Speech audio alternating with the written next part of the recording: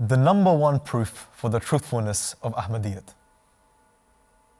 The central belief of Ahmadi Muslims is that the Messiah awaited by the world religions has finally appeared in light of the prophecies foretold about the Messiah to come in the latter days. The fact that Hazrat Mirza Ghulam Ahmad, peace be upon him, appeared at a time which fulfilled all the criterions for the foretold Messiah and the Mahdi is the number one proof for the truthfulness of his message and mission, today known as Ahmadiyyat. Now let's take a look at just some of the criterions right now. The first criterion is the time that he appeared.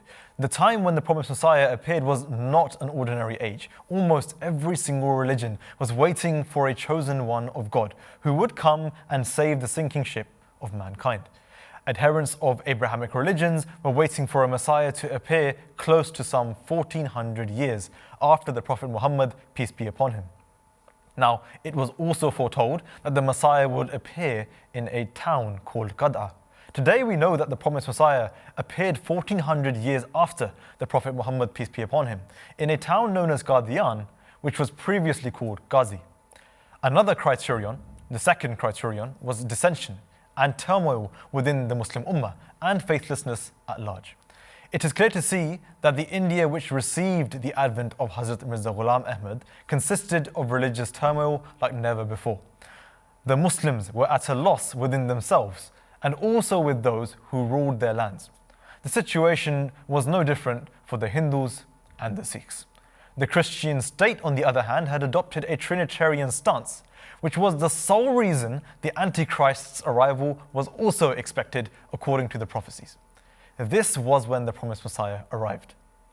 Now, lastly, among others, the third criterion for the arrival of the Messiah and the Mahdi were heavenly signs.